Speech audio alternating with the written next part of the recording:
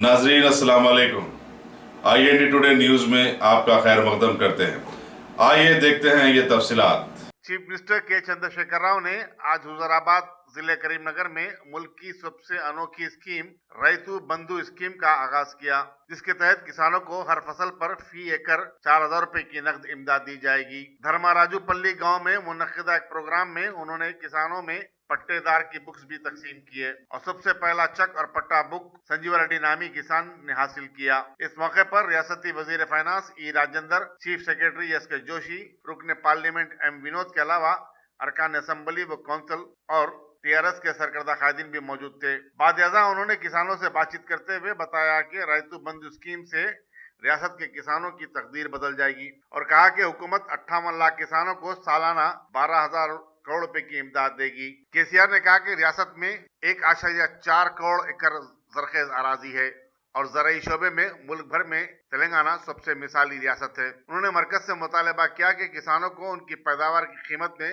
25% इजाफा करे और मरकज किसानों की स्कीमात का 50% खर्चा बर्दाश्त करे।